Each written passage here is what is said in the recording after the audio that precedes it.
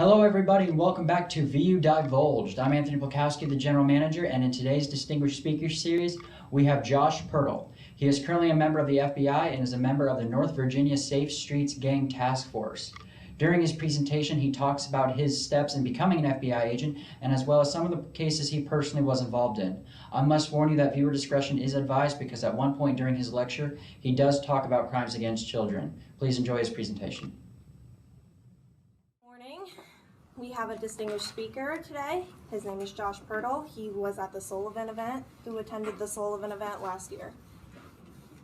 Okay, he was there. If you recognize him, that's probably where you recognize him from. He is an FBI supervisory special agent, and he's going to be talking to you a bit today about his job and what he does. Let's give him a round of applause and let's get started.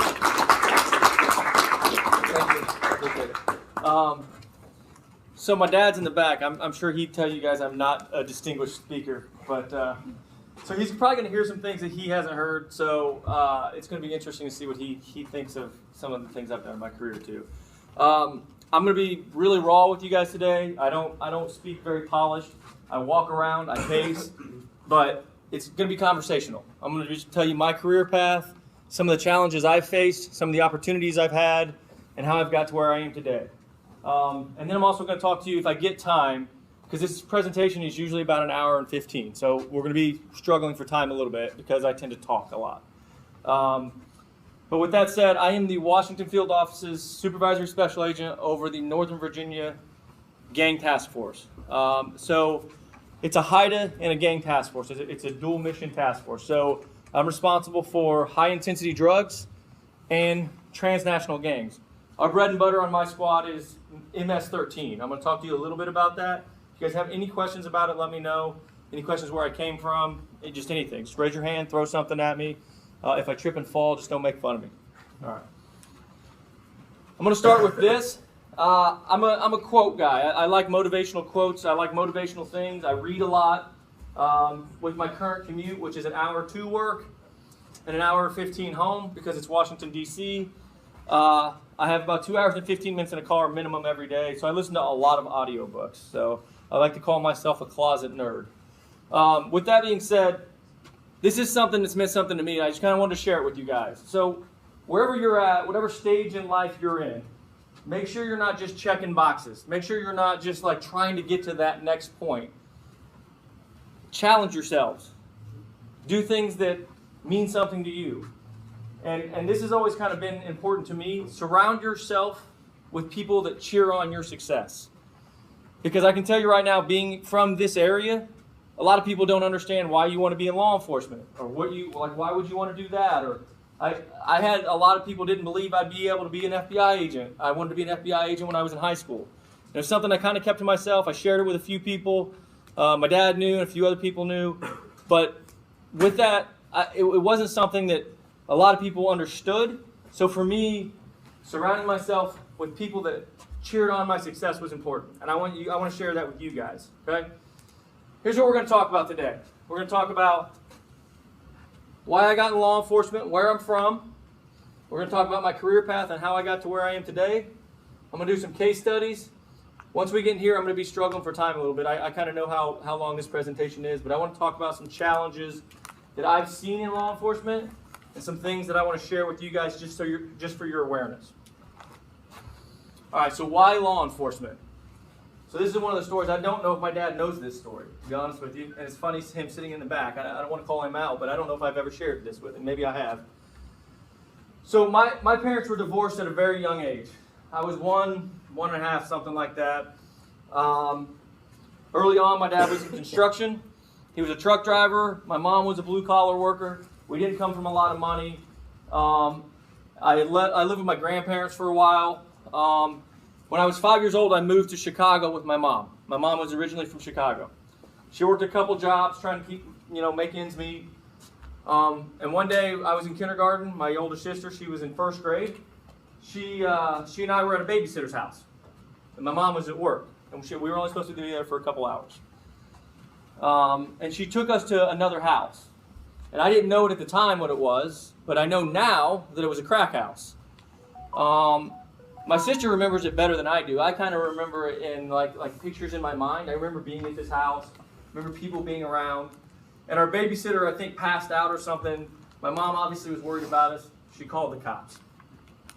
And they found us at 4 o'clock in the morning. Why do I share this story with you? I have no idea why I was interested in law enforcement. But my first recollection of law enforcement officer was that. And the police officer in Chicago, Illinois, let me sit in the front seat of his car and mess with the lights, play with the sirens, and he treated me like a kid. And he treated me like just a regular kid. And I share that with you because you have no idea the impact that you're going to have on people. So be a decent human being. Treat people the right way. And you have impact on people all around you. I guarantee you guys, there's kids out there that look up to you now. And if you can be impactful in their life to help them get to this point, it's going to mean something to them. I'm an FBI supervisory special agent, and one interaction with a Chicago police officer in the 1980s, that's how old I am, so don't make fun of me, guys, had that impact on me. All right, where am I from? You guys already know the answer to that. I am from Sullivan, Indiana. I know who's from this area? Who's from Vincent, Sullivan, just this area, right? Let's be honest, there's not a lot of people from this area that think kind of the bigger picture, like you can make it to the FBI or whatever it is your goals are. But I share this with you it's not a bragging thing, just to show you that you can do anything that I've done. I'm not special, not smarter than any one of you. I came from a similar background. You know, my family's construction workers and farmers and blue collar workers. That's what I come from. Let's see, growing up I wrestled. I was in football, baseball. I ran cross country. I hated every step that I ran because I did it to stay in shape for wrestling. My dad I'm calling my dad out a lot. He used to make me bale hay for free. I didn't get paid for it. He would loan me out to farmers to stay in shape for wrestling. So wrestling was important to me. It taught me a lot about overcoming adversity and things like that. I'm just sharing this stuff with you guys to show just a normal background. I'm a normal guy. I was a normal kid. What happened after high school? Well, any questions about where I'm from? Any of that? So I was supposed to wrestle after high school and college, but the truth is I was burned out. Wrestling's a hard sport. I don't know if any of you guys, every sport's hard, and it takes a lot of who you are, right? And I knew I was kind of ready to move on to something else. I also knew I was interested in law enforcement. So I joined the Indiana Air National Guard. In 2001, so I set out a year, and I didn't go to college, and I went to training for the Air Force. In 2001, I was sitting in criminology classes at Indiana State University, and 9/11 happened. On October 15th, I was sitting in a class, and I got a call that said, hey, you need to come out to the base. October 18th, I was on a plane, so I had to drop out of school. I had to sit out the next 2 years or 2.5 years or so. But this was important for my growth. This is me with a group of my friends when Iraqi freedom started. This is me in Bosnia in 2002. I had a conversation with a mentor during this period of my life. And I shared with him some of my goals about who I wanted to be. And I remember sharing with him, like, you know, I'd love to be an FBI agent one day. And I said to him, I'm not sure I'm good enough, though. I'm not sure that I have what it takes. You know, I don't come from a lot. I don't come from a big city. You know, I don't know what they're wanting. And he looked at me, he goes, what do you mean you don't know if you're good enough? And he looked at me with a confusion, like, why would I feel that way about myself? And I try to share that with you guys now. I mean, you can see the kind of the tone of my presentation is to share with you guys. You can do whatever you want. Maybe your goal is not to be an FBI agent. Maybe it's to be a paramedic or a sheriff's deputy or a state trooper or, you know, local PD. Whatever your goal is, own it. And I promise you, you're good enough to get there. So that had an impact on my career. After I got back, I joined the Sullivan, Indiana Police Department. I did that for about a year. I did patrol work down there, or up there. And then I joined the Terre Haute Police Department. On Terre Haute, I became a SWAT operator. I was on honor guard, and I eventually became a violent crime detective. And I worked homicides, rapes, robberies, things of that nature. At this point in my career, I was still in the Indiana Air National Guard, and I applied for the FBI. So while I was doing this and while I was doing that, I got back to Indiana State University, and I went and got a criminology degree, and I went and got a business management degree. And it was a grind. It was a grind, but looking back now, it was worth it. And I share that with you, not to say, that's what your path should be, but if you are focused on your goals and who you want to be, you're going to have setbacks. I can promise you that. I didn't get selected as a detective the first time I put in. I blew my knee out in the academy at that setback. So you're going to have setbacks in your career, but if you just stay focused and you're relentless on who you want to be, you'll get there. And I knew who I wanted to be. So I was going to school during the day, and I was working in the evenings. So I applied for the FBI in 2008 originally. And then in 2010 they hired me. It took about 2 years. The FBI is notorious for like a year and a half, 2 year processes. So here's some of the units I've been in with the FBI. Whoops, sorry about that. So this is where I'm at now, Northern Virginia Violent Gang Task Force. Again, we work MS-13, 18th Street. We have some Bloods and Crips cases. Really, it's like transnational or macro level gangs. I have a sister squad that's out of the Washington, D.C. field office as well. So we're CR7, they're CR6. They work the local gangs, the street level crews. We also do HIDTA, which is high intensity drug trafficking area. And so we work a lot of large level narcotics cases. Starting out in the FBI, I joined 2010, went to Quantico, and I was always told, you're never going to get to your field office that you want to go to. You're number one. So where do you think I wanted to go to? Anybody? Indianapolis, right? Indiana's home. And at the time, I was like, man, I want to go back home, but I'm not going to get there. So I put Chicago number one. Chicago's the 4th largest field office in the FBI. I was like, I can get Chicago. I had a friend that went in the FBI about 6 months before me, and he got Chicago. He's like, oh yeah, man, you'll get this. Everybody, like, there's all kinds of people that go to Chicago. So in the academy, you rank the field offices. There are 56 field offices, like I said. I got my 53rd choice. I went to El Paso, Texas. And at the time, when I got that, so you stand up in front of your class, there's a big map, you pull out the envelope, they select where you read where you're going, and you read where you wanted to go and where you're going. And it was almost like devastating that I was going to El Paso, Texas. I was married, my wife and I had to move across the country, so I had to tell her that. But I'll tell you, like if you walk into challenges and treat them like opportunities instead of feeling sorry for yourself, you're going to be better off in life. And that's what I did. I was like, all right, I'm all in. This is the choice I made. I'm all in. I'm going to do the very best that I can and be the very best agent that I can be instead of feeling sorry for myself. I ended up being in Midland, Texas. Who's seen Friday Night Lights, the movie? Man, I am getting old. All right. If I would have said that like 10 years ago, everybody would have raised their hand. So if you want to see Midland, Odessa, Texas area, watch the movie Friday Night Lights, or better off read the book. The book is better. But that's Midland, Odessa. They love their high school football, and that's where I was sent. I was there for over 10 years.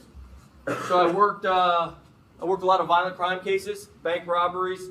We were in an RA, resident agency, so we worked everything in that office. I was primarily assigned to the Safe Streets Gang Task Force. Worked a lot of Aryan Brotherhoods cases, Mexican Mafia cases, things like that, a lot of narcotics cases. Also did violent crime, like I said, bank robberies and other violent crime.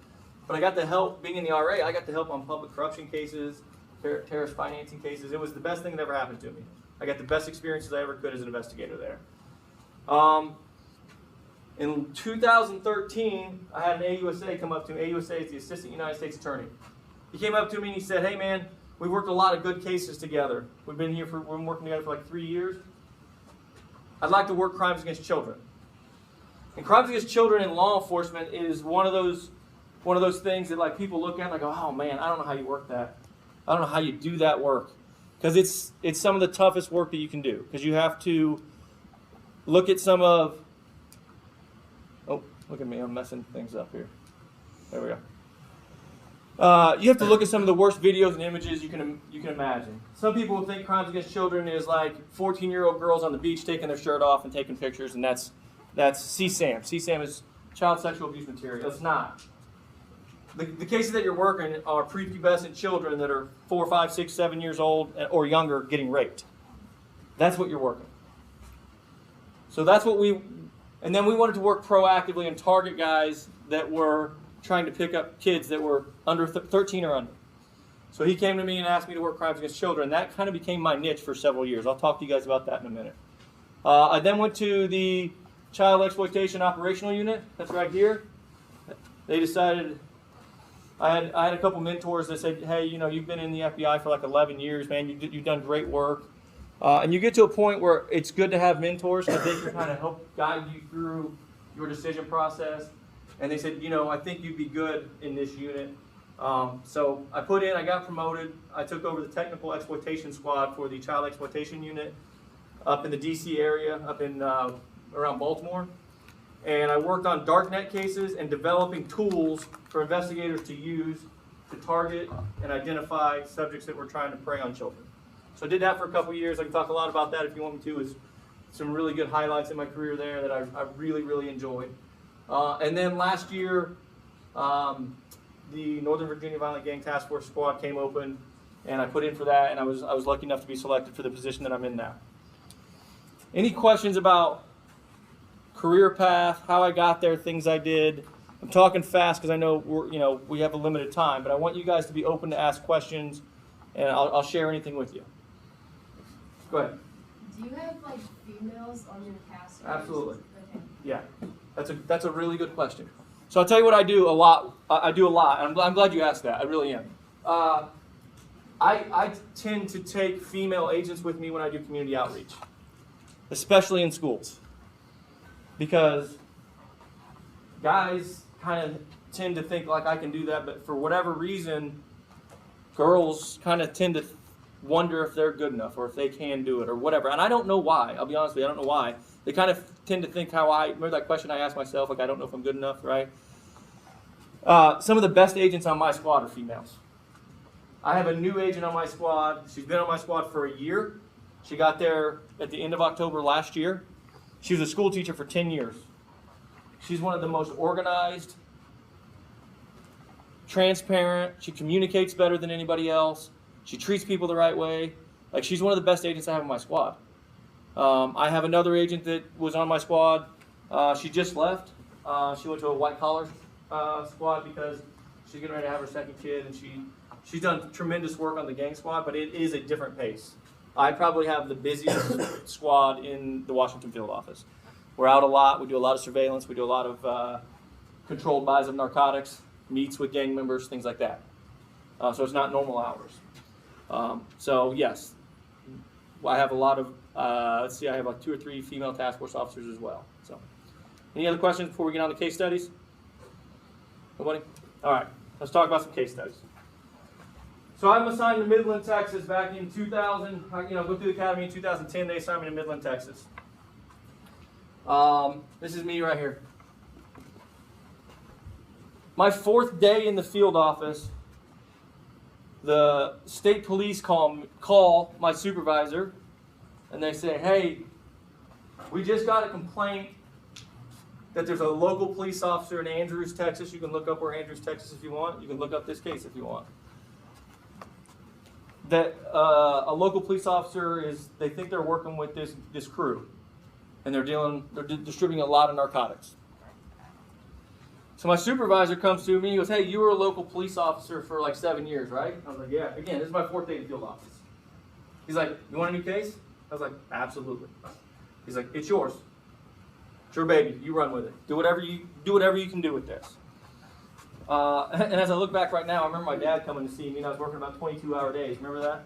And he was like, you don't even get to see me. I'm here to see you. And I was working a lot. So the name of the game for the FBI is sources. Remember I said, be a decent human being, treat people the right way? That doesn't just mean each other and your peers. That doesn't mean your supervisors. That doesn't mean within your agency. That means when you're talking to victims. That means when you're talking to subjects. That means when you're talking to potential sources. And everybody is a potential source. Everybody. Everybody's got information. So I was able to recruit 2 sources into this crew. So we started doing controlled narcotics buys. They were selling counterfeit pills, cocaine, hydroponic marijuana, and they were moving a lot of guns. So over the span of about 6 or 7 months, we did, I don't know, we were out every week doing controlled buys. We were doing surveillance. We were putting up cameras to watch places. And the longer we took, the information just got bigger and bigger. So I wrote a Title III affidavit. Who knows what a Title III is? Nobody? So it's a phone tap, right? We were able to listen to phone calls, able to see the text messages. And we stayed up on his phone for a couple months. Now, let me pause here for a minute. So you guys are in law enforcement classes, right? You guys talk about like documentation and writing, like report writing and stuff like that? Yeah? This is where you go, yes. Yeah. Thank you. How many pages do you think my affidavit was for this Title III? 35. It was 48 pages. So when you're in these classes and they're talking about the importance of articulating your thoughts and laying out probable cause, they mean it. Okay? You want me to stand still? You're good. I just realized you have the camera on me. Poor guy, I'm making him work for this. All right, I'm gonna try to stand right here. I'm not gonna succeed. I'm gonna try for about 5 seconds, and I'm gonna keep walking because that's how I am. So it was 48 pages, guys. Uh-oh, what did I do? There we go. So just be mindful of the lessons that you're learning from your professors. They're serious. They're real world. They know what they're talking about.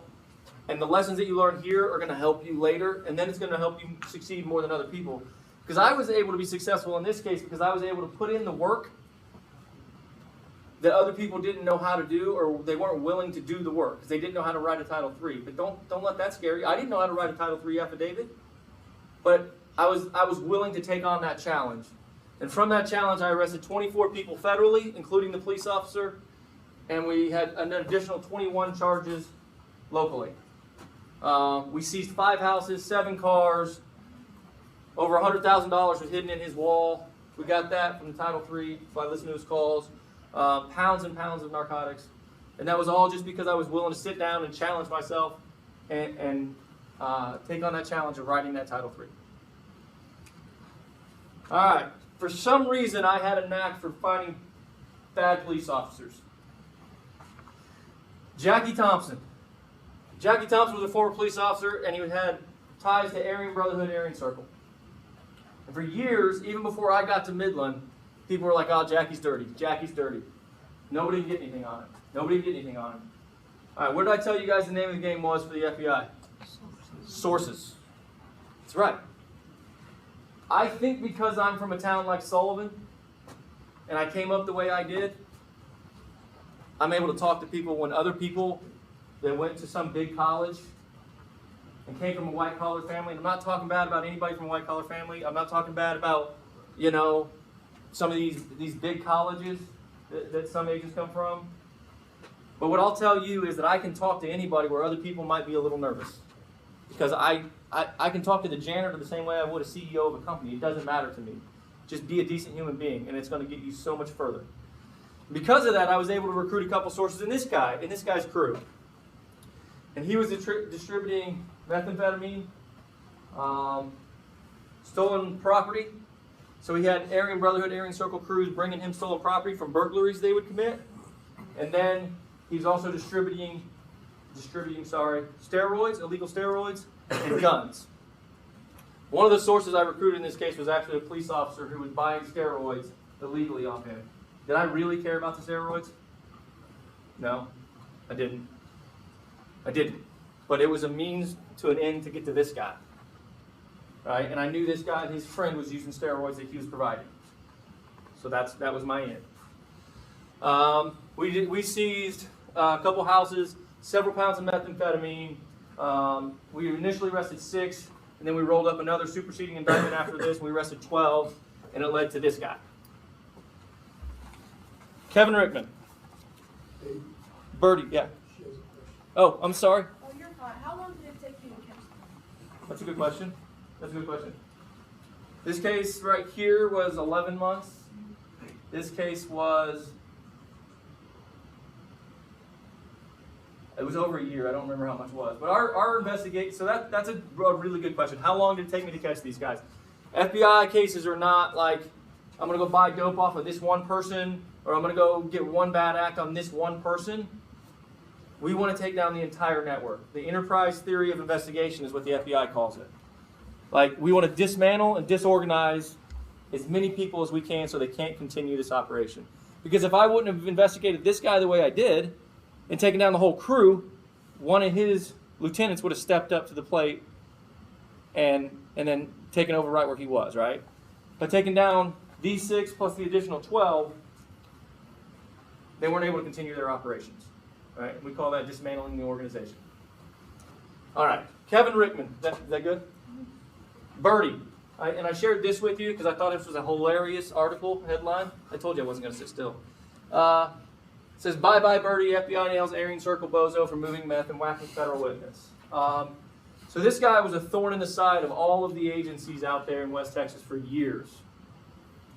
He was a captain in the Aryan Circle. He moved meth with Jackie Thompson, who I just showed you, for a while, and then he stepped up his own game, and he became one of the. So in 2002, some of my predecessors in the El Paso division did a big Aryan Circle, Aryan Brotherhood takedown, and it was some of his mentors, if you will, within the Aryan Circle. And he steps up his plate after they get all arrested, and this is exactly why we want to dismantle the organization so that can't happen. Now, I will say, with larger level gangs like this, we're not going to take out the Aryan Circle completely. You can take out cliques and dismantle and disrupt what they're doing. And that's what I did with his crew. He was the main subject. There was other people involved with this investigation. He was the main subject, and I bring him up because this is the beauty of taking your time and doing an investigation. I talked about like pounds of meth on the other cases and all the money and all that stuff. Do you know how much money or how much dope I seized off of him? Nothing. Not a gram of meth. But I convicted him for distributing meth because I was able to put the pieces together, and I got every single report that he was ever involved in. We did a criminal conspiracy case and proved that he was the leader. All right, so any gram or ounce or any dope that touched his hands and he was responsible for leading, it was his responsibility. So throughout that investigation, I also proved that he was responsible for killing 2 people. He killed a federal witness. He was a DEA target, and the DEA had flipped a guy, and he was responsible for that death, and it was rumored for a long time. I proved that in an investigation, and I also proved that he killed a guy named Kevin Coker. Why is that important? Because Kevin was just another Aryan Circle shithead. Oh, sorry. Bad guy. Sorry. But Kevin Coker slept with Birdie's girlfriend. Birdie didn't like that, so I gave him a hot shot of meth, threw him on a railroad tracks, and let a train hit him. Anybody know what a kite is in prison? Anybody? No? A kite is a message from one inmate to another. It's usually handwritten. They'll pass it from one inmate to another to get messages, right? So we intercepted a kite. Now, how do you think we did that? How do you think we intercepted a kite? Sources. Through sources. That's right. All right? We had sources in place. And in that kite, or that message, if you will, Birdie said, well, I need to stop messing with this thing. Birdie said, if Agent Pirtle's not careful, he's going to end up on the tracks like Kevin Coker. So he was threatening to kill me. I'm going to check the time here because I know I'm talking a lot. All right. So I'm going to tell you guys a funny story. I told you that to tell you this. So remember I told you that AUSA wanted me and some others to work crimes against children? Remember that part of the story? So at the time when this guy was going to trial, I got the message that he was threatening me, and he was also threatening the AUSA, the prosecutor. So my wife calls me one night, and we're at the DPS in Texas, which is the state police, and we're set up an undercover operation for crimes against children, where we're posing as 12 and 13-year-olds for guys trying to target and prey on young girls. Right? That's what we were doing. My wife calls me, and I'm there, and I'm doing some undercover work, chatting. And she says, "Hey, there's somebody outside our house in an old truck, and I don't know who it is, and he didn't knock on the door or anything. He's like on the side of the house." So I'm on the phone, I'm on my cell phone, and the guys see I kind of have like a worried look on my face, right? They're like, "Hey, what's going on?" And they know about the threat that this guy made to me, and they're like, "Hey, we'll handle it." So I had like 3 or 4 carloads of guys rush over to my house. And they get out, vests, they got their guns, and they're like, "Hey," and they challenge the guy, right? And he was just the true green guy taking care of the fertilizer in my yard. Oh my gosh. So I told him, I said, "Hey, maybe next time tell me when you're coming over." All right, we're going to get into some crimes against children's case studies real quick. I'm going to go through these pretty quick. Again, I know I have about 15 minutes, 20 minutes. There's some other things I want to talk about. I'm just going to talk to you about the highlights of these cases and what they were. I'm not going to talk about the investigation because I'm running out of time. Because you guys listen really slowly. I got a few Snickers. All right. So this guy, I'm a big advocate for community outreach. This guy's 11-year-old stepdaughter came up to me after a presentation that I did at junior high school. She was in 6th grade. She says, "Hey, I need to talk to you. Something's going on at home. I don't know what to do." I said, "All right, let's go talk to your counselor." She says, "My stepdad makes me strip and he touches me in ways that I don't think are right." So we opened a case on this guy, and he says, "Oh, he's videoing me when he's doing it." So we opened a case on this guy, and he found out that we opened the case, that she said something to her counselor. So he deletes all the stuff that he has on his computer, and I get a search warrant, I go to his house, and I get his computer. Who thinks when you delete stuff on your computer it's actually gone? It's not, I promise. So I'm also a DEXT agent. A DEXT agent in the FBI is a data extraction technician. And so we're able to do some computer digital forensics. So I extracted all the data from his computer, and I looked in his unallocated space where you put your deleted data. And I was able to find about 30 videos of this girl where he would discipline her. She's 11. Discipline her because she did something wrong, like didn't put the dishes up, didn't do her homework or whatever. And he'd make her strip, and then he would do things to her and touch her. So he got 24 years in prison. This guy, I took over his account.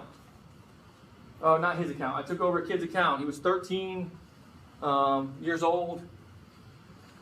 And he goes home one day, and he tells his dad and his mom, he says, "Hey, I think I'm gay."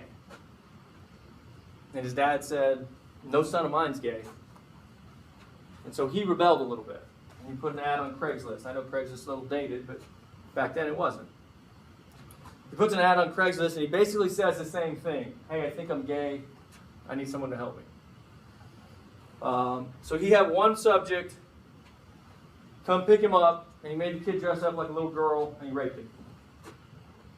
So I was able to take over that kid's account and prove who that guy was, because I found all the stuff, the messages, and he got 15 years in prison. This guy kept trying to meet him, or meet who he thought was the kid. And he asked me to bring an 11-year-old, because he said the younger the better. So we arrested him on an undercover operation on a video, kind of like you'll see in a second. And he got 30 years because he also brought me 8 balls of cocaine, and he distributed child pornography to me. This guy got life in prison. He got 20 years. I did a lot of human trafficking cases. Recovered a 15-year-old girl that they were pimping out together, and they would pass back and forth. At 13 years old, her mom got put in prison for meth, and her stepdad put her out on the street and said, "Here, go with this pimp." And so that was a long case. It took a while. We had to do a lot of digital evidence on that, prove where they were, prove that they were together at different hotels, things like that. And that was a tough one because that 15-year-old girl, she was 16 when she had to testify, but she had to testify because this guy took it to trial because was his second time he got hit with trafficking an underage girl. That's why he got life and he got 20 years. She was sexually assaulting her 18-month-old baby. I was working an undercover case. And this guy posted an ad on Craigslist. I responded to it. He was teaching me how to groom little girls. He told me he had sexually assaulted his foster sister when he was in his early 20s and she was like 10. Through those conversations, I learned about her. And he's able to get her to do things for him and video the things that she's doing to her 18-month-old baby. And she was also doing it for this guy. They both got over 20 years. She got life in prison. This guy we hit on a peer-to-peer case where you trade stuff, right? Peer-to-peer. He was sexually assaulting his 3 stepkids, and mom knew about it. And it was much more complicated than that. But the little girl there, she was 10 years old. She wouldn't talk to anybody but me. Because I think in law enforcement, sometimes we have a tendency to treat people, and like we'll go on search warrants, and we go into this like role, this mode. We're kind of robotic. And I just was treating them like kids. And I don't think that she had been treated like a kid in a long time. And just talking to her about what she likes. Does she like what does she like to do? What shows does she like? And then I asked her, I just felt like something was off. And I was like, hey, is there something maybe you would like to talk to us about? And she said, I'll tell you, but nobody else.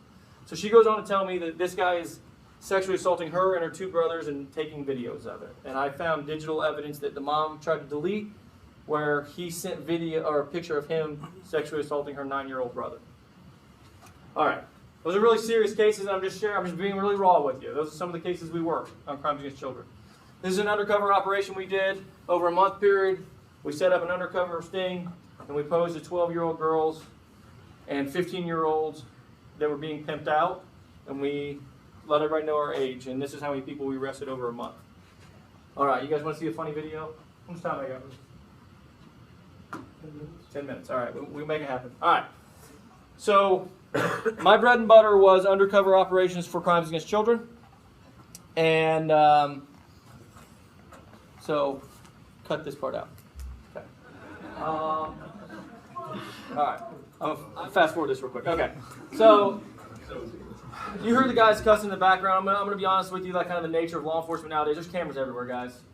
Watch your, you know, because that one agent got really, like, he was upset because this guy tried to hit him with a van. So they came in too quickly. They were supposed to wait for me to get him out of the van. For whatever reason, they thought he was going to get in the van, or thought I was going to get in the van. I wasn't going to. So trust your guys to do their job. Trust the undercover to do their job. And they kind of came in too quick, too hot. And he had time to throw it and drive. And as the agents got out, he started driving towards them and tried to hit him. And somebody slammed into his car with another vehicle. So that's why you hear, like, get out of the car and all the language and stuff. Okay, I worked an active shooter investigation. This guy drove around, lasted for 56 minutes. 25 people were injured, 7 people were killed, 13 crime scenes. It was 12 agencies involved. It was a lot of work. I had to learn a lot about collecting digital evidence and videos and figuring out this guy's timeline. I don't think I slept for like 5 days on this. 17-month-old little girl was shot, 15-year-old girl was shot and killed. There's a lot to do that. I could do a week on that investigation, but obviously with time, we're gonna press forward. This is me in the Philippines. Some of the kids we rescued over there. I was in the Philippines for 90 days as the acting assistant legal attaché. It was a fantastic experience. The only thing I hated about it was being away from my family. I set up a human trafficking task force. They didn't have a task force over there for human trafficking, and we got evidence that they were flying girls through Cebu, Philippines. You can look up where Cebu is, C-E-B-U, and helped set this task force up. That's what these meetings right here are about. And it's still an ongoing human trafficking task force today, and they've recovered, just in the time I was there, they recovered 19 girls. And this is me posting a picture on Facebook like an idiot. My wife is like, what are you doing? I thought you were working. Because on the weekends I would do that stuff. Child Exploitation Operational Unit, I went up there, about 5 more minutes, guys, and then we'll get into questions. I'm going to hit the highlights on these two, because I know we're running out of time. I worked on technical exploitation. So, Child Exploitation Operational Unit is one of 2 operational units at headquarters. Most FBI agents don't even know this exists. You have a counterterrorism operational unit, and you have a child exploitation operational unit. And we work cases, and we work a lot of darknet cases and go after the most egregious subjects There are. And through, I got to go overseas a lot. June of last year, I was presenting in a hotel next to, like, just like a quarter of a mile away from the Eiffel Tower for a week. It was a lot of opportunities, a lot of international travel. It was fantastic work. And I can talk more about that darknet stuff. If you guys, I'm gonna leave my contact information for all of you if you want to call me. This is what I do now. This was like a few months ago. One of our narcotics cases. That's all fentanyl pills and fentanyl powder. This is one of the arrests we did a couple weeks ago. Arrested an MS-13 member responsible for 3 murders. These are some of the headlines. What we do. That's our motto. Let the wicked fear the righteous. It's a very large task force. I have 23 full-time task force officers, 13 agents, intelligence analysts, 2 SOSs, which they do like intel work as well. I have 2 linguists that work full-time with us because it's all Spanish. We work a lot with El Salvador, Guatemala, Honduras, LEGAT offices. But I want to share this with you because this is who MS-13 is. They killed this 16-year-old kid because they thought he was snitching on him, and he wasn't. He had a best friend that was 17 that was hanging around the gang. And they went by his house one day, and they saw a police car there. The mom called the cops because he was a runaway. So the next time they saw this kid, they invited him down to the basement of the Words, at the Words house. The Word is the leader of this clique. And they stabbed this kid over 100 times. They made the best friend stab him so that he would be involved in it. Otherwise, they were going to kill the best friend. And they drove his body several miles away, dumped it on the side of the road, poured gasoline on it, and burned it. This is the kind of stuff we're seeing every day on a lot of these cases. We dug up a body that was cut into 11 pieces back in August. The call I was on just right back there, right before this happened, was the supervisor up in Boston asking when we're going to come up and look for the dead body that we know is up in a set of woods. We just don't know exactly where it's at. We have about 100 agents that we need to do a grid search to find out where the thing is. We have a victim from a week ago that was shot 7 times, and they dug up a grave in a state park for him. So that's who MS-13 is, and that's the kind of stuff we're working on, violence. All right, I'm going to go through 5 minutes, and then we're going to do answers. Is that good? Okay, I want to talk about this because this is important to me, this section right here. Any questions about casework, guys, real quick? Then we get into question and answers. I know I'm going quick, and I apologize. I want to talk about some challenges that you guys are truly in this for the long haul, and you're truly going to do law enforcement work, you need to know about some of the things you may or may not see. You need to know about some of the things that aren't talked about a lot. And I'm pretty open about it, okay? Right now we're facing some challenges with recruitment and retention because of just society and you know, anti-law enforcement stuff. And with that comes police accountability. You guys can take your own take on that. I'm not going to get into the details of that. I have some stuff on data-driven crime prevention that I want to talk about, using your intel to drive your cases, right? We have intel analysts, and we have sources. They take that data from our sources, and they tell us what cliques are doing what, and they help us drive our investigations. Or if there's hot spots in a city, if you're in law enforcement, using that data to help you do crime prevention is important. Law enforcement technology, get a basic understanding of technology and how it works. Get a basic understanding of how to do digital forensics, and you're going to be a step ahead of 90% of law enforcement officers. And it's not like it was 20 years ago when I got into law enforcement, where it was, you know, not everybody had cell phones, and if they did have cell phones, there wasn't a lot of data on it. Everybody has a computer in their hand now. So every case is literally a cyber case. So learning those skills is going to put you ahead of some other people. We'll talk about this real quick. This is kind of what I wanted to get to. Sometimes in life we're told to have a positive attitude and be determined, and you're going to get where you want to go. That's not always true. I'm just going to be raw with you guys. Sometimes there are just obstacles. Maybe it's a bad boss. Maybe it's a bad coworker. Maybe you have shit going on at home that you just can't overcome. Maybe you just have some mental or emotional fatigue because this job gets to you because you're watching kids get raped, or you're watching dead bodies get dug up, or you've lost friends in the line of duty. Because all 3 of those are true for me.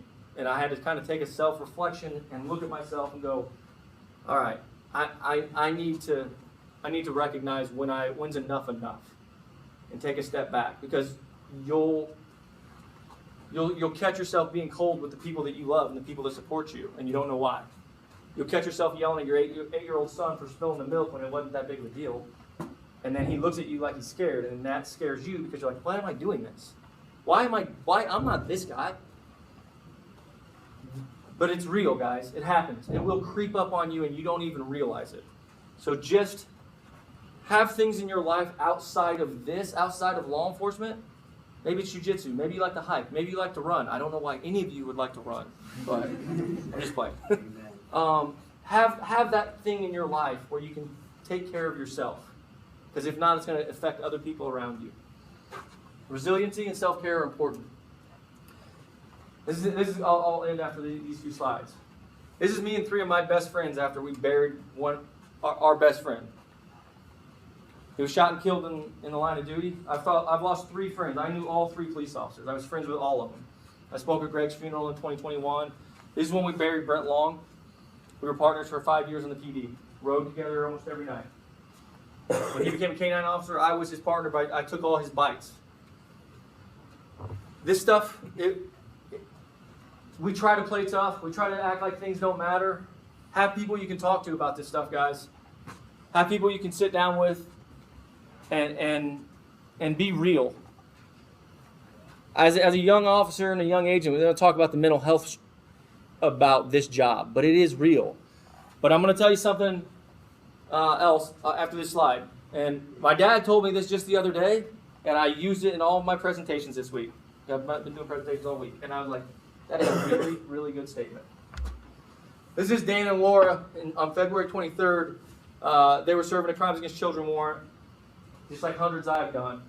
And the subject came to the door with an AR and shot 6 agents, and these 2 died. Dan was one of the smartest agents I know. He worked with the Child Exploitation Operational Unit, still has the largest darknet case in FBI history. He took down one of the child exploitation site.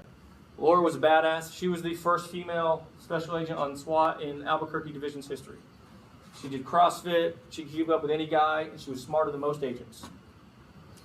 It's real, guys. This stuff is real, okay? It's not like other jobs, but I'm going to use the line that my dad told me. It's funny he's sitting here because I've been using it all week. Tough jobs are meant for tough people. So I think all of you are tough enough, and I know all of you can do anything I can do. But I just want to kind of share this piece of it because it doesn't always get talked about, and then I'll leave you with this statement. Just be unapologetically relentless about who you want to be. Maybe you have people in your life that don't believe in you. Maybe you have people in your life that don't think law enforcement is the right path because it's too hard, right? It's too tough. But if this is who you want to be okay with that and be relentless about trying to get where you want to go. All right. I know we're running out of time, so I'm going to be done. I have a few more slides. It's one of my favorite quotes, Man in the Arena. You guys look it up. Here's some internship stuff. I encourage you guys all to apply. You can scan that QR code right there if you want. And then I'll share my information with you. Okay for some questions? We have time for some questions? You guys have any questions? We have one over here. I went through stuff very fast. Go ahead. What are the hours like? For the FBI? Yeah. Well, if you're working a white-collar squad, you're better than my squad. So the FBI works 10-hour days. Traditionally, you're supposed to work 10-hour days. We get what you call availability pay. We're on the GS scale, so 50-hour weeks is the standard. And because you get availability pay, if you go over that, you're not getting overtime. But there are days you work 8, 9, 10 hours, but there are days you work a lot longer than that, depending on the squad. Generally, my squad gets in around 9, 9:30. We kind of come in a little later because of what we work. Gang members and drug dealers don't get up till noon. So, if we're out on surveillance, it's going to be a longer night. It's not traditional hours. It's not. But it's not like it's every day like that. I mean, I have 3 kids at home: baseball, basketball, soccer, ice skating. Make sure you guys have a good work-life balance. That's been important for me. My dad will I call my dad out a lot because he's sitting in the back. He constantly reminds me to make sure I'm there for my kids enough. And it may not look like I am, but I do my best. But it is important, that work-life balance, and making sure you're not giving everything to this job. There's another thing I'm going to tell you guys. Have friends outside of law enforcement. Don't just have law enforcement friends, because I've seen a lot of cops do that. Don't let this be your identity. Be more than just your job, and have friends outside of that, because in law enforcement we deal with the worst of society, right? But you kind of lose sight of most people are good.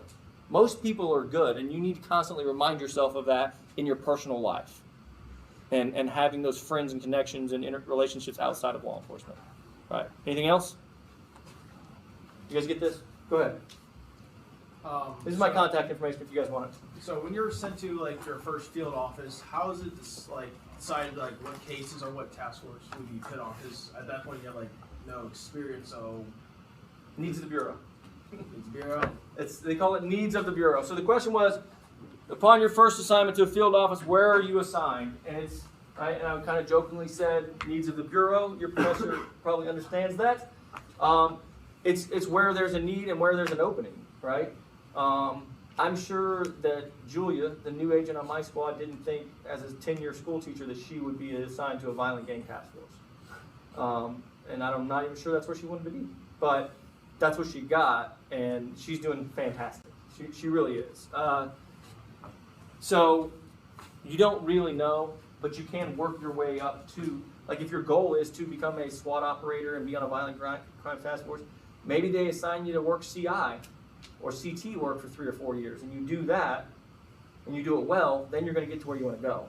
The problem that I see with a lot of young agents right now is they get in and they're assigned something, maybe that's not what they wanted. I didn't want to go to Midland, Texas for 10 years, right? That's not where I wanted to be. And they work harder at trying to get out of that than just embracing it, right? Embracing that challenge like it's an opportunity and working hard and proving their work ethic, and then they'll get to where they want to go. You got to work your way up to where you want to go. So it's wherever they need you. What else? Anything else? For the internship program, how long does it take for them to like accept you or get started with that? There is a background process. So I think the application process is in August, I think, for the following year, for the following summer. And I know they're making selections right now. So it takes a couple of months, 2-3 months, to get notification whether you get it or not. It's like I said, I don't know all the details, but if you go to that site off QR code, it'll tell you all the steps. And I think it's like August, September, and then they make determinations. Usually by December, by January, you'll know whether you get it or not. Get in or not. And if you don't get it, don't let that deter you. Put it in the next year and try other stuff. Like I said, there's things I didn't get. I didn't get on the detective. I put in for to be a detective, and they didn't select me the first time, right? Don't let setbacks deter you. Like setbacks should make you more determined to succeed. Is what it should do. We all have setbacks. Every one of us, at every stage in our career. I promise. What else? Ma'am? What's the case you're most proud of? That's a good question. I get that one a lot. I don't know. I have a lot of cases that I worked, but I'll tell you the thing that stands out for me the most is I've received awards and recognition for some cases. I've worked a lot of good cases. I gave you guys kind of a flash of it. There's a lot of other cases I've worked. But that little girl that said she'd only talk to me, remember that? I told you guys about that little girl. She'd only tell me what happened. When she was adopted, she asked for me to come to her adoption because I rescued her. Like a year later, a year after that case, she asked for me to come to her adoption. And that's meant more to me than anything. Any award, anything I've ever done in a trial, anything, that has stood to me like that's why I do this job. What else do you guys want to hear about? Anything? Did I cover everything? Nothing? All right, I'll leave you guys alone. Thank you.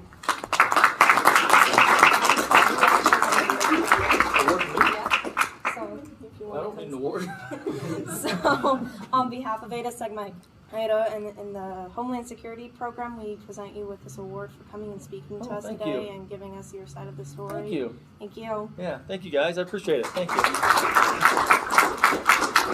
you so much. No, thank you guys for having me. I really do appreciate it. And I'm not just saying like that's my phone number, my email. You guys need anything? I'm here. I do want to leave you one other thing. I've been in civilian law enforcement career for 20 years plus my military career. Every stage of my career, I've needed a mentor. I've needed somebody that I could look up to and reach out to and get advice. I do it today. I have multiple people that I reach out to. Do that, and don't be afraid to ask for help. Don't be afraid to ask somebody to mentor you, to help you guide through your career and make the right decisions. We all need help. And if you don't think you need help, you're wrong. And if there's somebody that says they don't want to be your mentor, then they shouldn't be your mentor anyways. Okay? Thank you. Thank you.